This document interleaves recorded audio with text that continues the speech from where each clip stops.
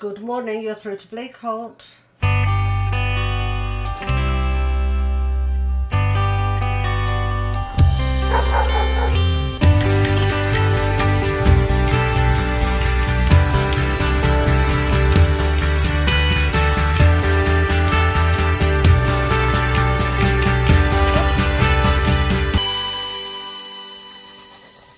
Life is often an animal farm at Bleakholt. From catteries to stables, Bleakholt takes equally good care of all its farm animals. I love working with animals. Before working here, I was a carer for people, or for a person. So it's always been something that I've always done, the caring side, whether it be animals, people. And I just love it. Through my volunteering, a position came available. I'd gone through a personal tragedy and sort of found myself sort of at a crossroads with my life, and I was offered the opportunity to work here, and I think thinking about it now, it came just when I needed it, and it's helped me. So over the last sort of 18 months it's really helped a lot. My name is Nikita Cleesby. I work on cat section at Bleakholt Animal Sanctuary, and basically the main priority of the job is to look after the animals, make sure that they're healthy, general husbandry of the animals, so the cleaning, the feeding, and trying to rehome as many as they can, really. Respect about it. I mean, a lot of people see that we just feed, clean and walk the dogs. There's more to it than that. We build up relationships with the animals.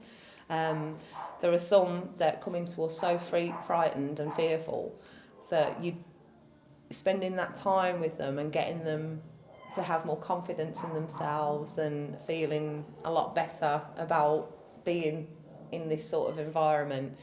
That's what, makes me sort of do what I do.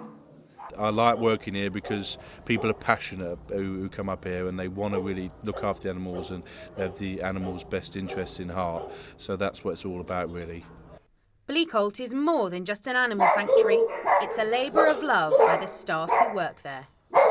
Yeah, I do. I do like to form bonds with the animals, and like I say, I have my own animals to look after, 30 dogs. So I do rely on a more, and like I say, I hope they feel that they can rely on me, and I'll keep them safe and well fed and looked after until they find new homes. But I think I do have quite an affinity with animals. That's probably why I get on so well with them. I get on better with animals than I do with people. With all of these animals to take care of, Bleakholt needs a well-run reception to control this animal farm. Good morning, you're through to Bleakholt. Yes. Good morning. Yes, how can we help you? Right, what type of dog is it? And why do you have to have him rehomed? Recently we've had Kia. I think she's about 10-year-old Steffi. Kia was perfect, and I think her story was that she had a good home, she was well trained, she would walk on the lead, everything about her was perfect, and the owner passed away. So are we up to date on ISIS? Yeah. Bella's been moved out, Jen's been moved out. I believe there's about 35 paid staff, and the rest are volunteers. We do have a lot of volunteers. Whether paid or unpaid, the work that the staff of Bleakholt do is priceless. Volunteer dog walker 2 or 3 days a week, and I also run the Facebook group. Well, I'm the senior admin because I created the group, so we post about events coming up. We encourage people to post about animals they've rehomed, so we can see how they're going on. We get new photographs coming up. So a little one we rehomed last week, and we see him playing in his new home. So everybody's commenting and saying how much they like that's happening. And it's great, you can remember dogs, and then a year later we can remember this dog, remember this cat, and just promote the sanctuary by celebrating, and that's in the rules, celebration. I became a volunteer over 12 years ago now because I had a friend who lived locally, and she said, we'll go to Bleakholt one day and have a look at the dogs. Then I found out you could walk dogs, so I started giving my keys in like you do when you first start. I became a regular walker, and I was asked if I wanted to sign in and got my own kennel key. so I don't have to ask for a dog anymore. I can get my own dogs out. And I just got more and more involved. And it does, you come here and the atmosphere is so good and so encouraging. You want to come back and do more. Yes, okay. Yes, that's fine. Well, don't get upset. What we'll do is we'll ask you to bring him in for an assessment. We assess all our dogs before they come into us so we can rehome them. And once we've done that, I'm sure Michael will fix up a date or a time for you to bring your dog in. Is that okay? That's great. All right then. Well, ring me back and I'll make you an appointment. Thank you. Bye-bye. So after a lovely life of 10 years, suddenly, you know, you get a dog that has to come in here. And recently we've had Ellie, who's been through the mill. She's had some terrible operations and dramas with the vet. And finally she's got another home. What, do you want him rehomed? Right. What type of dog is Jackson? And how old is he? And why do you need to rehome him? The worst thing is the telephone, because you can't see the people. You don't know what condition the dog's in. And the thing that worries us most at reception is what happens if you say no, or they hang up on you for something terrible. What they're going to do with the dog. Sally, phone call about Jackson, the Jack Russell. Could you come to reception, please? I'm in a sec. She's just coming down from the kennel. She won't be long. Okay. We do get a lot of tears, a lot of emotion when they've got to bring their animals in.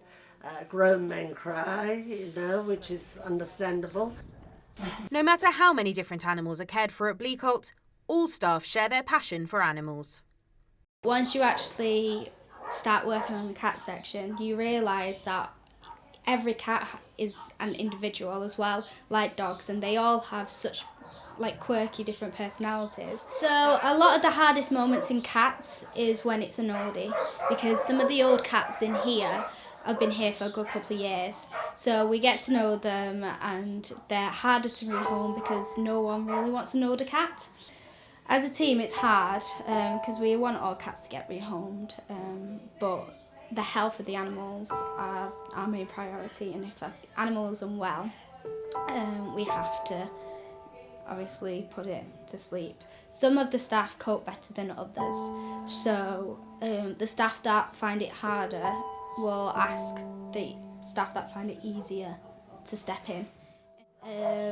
It's nice having been away for a bit to come back and see all these new faces, because it just shows how much you don't realise when you're working here, how much you actually rehome.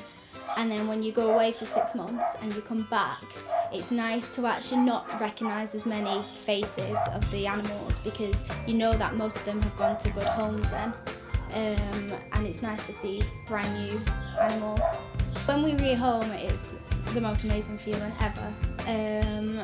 We get so attached to these animals and we see them come in different states and different circumstances.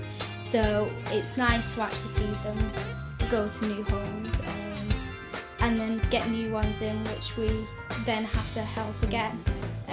So it's nice to have quite a regular turnaround, I guess. It slows up and then it speeds up at different points of the year. Some of the animals that have been here for a while will get rehomed when you least expect it. We try and promote them as much as we can, and through that sometimes they might get homes. Some of them unfortunately end up dying here, which it's sad, but it's better than being in a bad situation.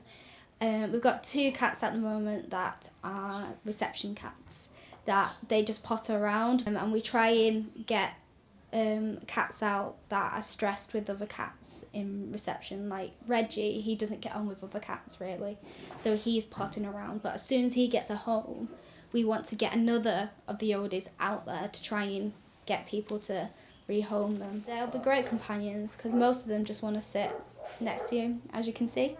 I have a cat of my own. I don't want a dog at the moment because I've only been retired a year, and I don't want to be tied down with a dog and having to get home with being a single person. But the cat's fine. He's called Gino after Gino De Campo. He's absolutely beautiful. Looks like Garfield. Eats like Garfield. And I love him to bits. I love any animal. Dogs, rats, snakes, anything. I just love all animals. So yeah, it gets me in touch with dogs.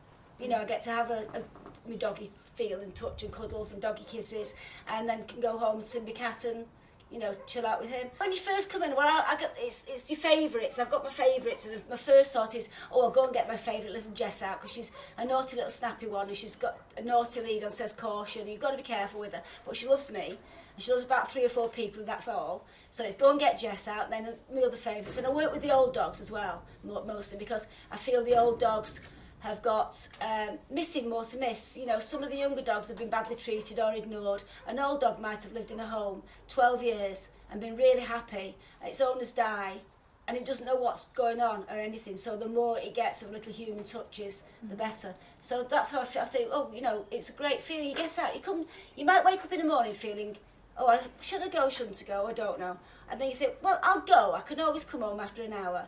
And within an hour, you're happy. But no matter how much the staff of Bleakholt enjoy the animals' stay, the main aim is for the stay to be temporary. Morning, Sandra. How are you? Hi, Georgina. Thank you. Thanks. Who are you going to take today? Oh, I'll see who they need me to take. Okay. Who needs to? There are varied amounts of things that happen. Usually we have a lot of good people in here who are walking dogs and happy to see them tell you stories non-stop about their own animals. And then we have the bleaker side, obviously. Well, as long as you dress for it. How many are you going to take today? Oh, we'll see. We'll see who needs it. Okay, thank All you right. very much. Thanks, Georgina. Bye-bye. The staff, they are here purely for the animals. So we can be a little bit discordant sometimes, but all they have, their interest is in the animals, and it's very nice to see and be part of that. Hiya, cheeky boy. They do all sorts with them, you know. I mean, I think you'd be surprised that, well, I was surprised. I'd never done this sort of work before with animals, and I'm amazed the involvement, the medication, their knowledge on their health. It's quite surprising what they do. You know, we're only looking after them until they leave us, so, you know, obviously you will get your favourites and you will be committed to them, but no, I don't feel there's real, you know, there is commitment because you've got to be committed and dedicated to do the job, but the end game is to get them home, so, you know, if I left, there'll be someone else to take over and look after them, so, you know, it's sort of, you know, it's sort of a catch-22, you know, you don't want to leave because you love them and you love the job. But you know, if they leave, then, you know, that's, like I say, that's your job done. Like I say, it's the passion that brings us together. If we worked in an office, we'd probably all hate each other. But like I say, because we've got this common bond with animals, and we all wanted to see the animals right and make sure that they're cared for. Every section, like I say, we all have our own little groups, you know, dogs, cats, and stables and farm. But you know, it's all one goal. It's all caring for the animals until they can go to home. So, you know, you just got to have that in the forefront of your mind and think, this is what I'm doing it for. This is why I'm here. Because if we're not here, then they haven't got anyone. Then there are times where, you know, you'll see a dog going home and they've been here for a year, and they go to the new home and they give you that look and you're like, oh God, and then tears fall. So it is emotionally challenging, but in a good way sometimes, yeah. At stressful times, it's the passion for taking care of these animals that keeps a smile on everyone's face. The dogs make you feel really happy. They make you feel that you're doing something worthwhile. They're so pleased to see you. The little tails are wagging, and it just makes you happy as well. And, you know, do things that you wouldn't normally do in say, in an office job or something. So, you know, there are sort of boundaries you have to cross, but sometimes, you know, you've got to do that to do the right thing. You know, doing the right thing is not always the easiest thing. My past history is nursing. I was a nurse, a paediatric nurse, and I came to Bleakholt 8 years ago.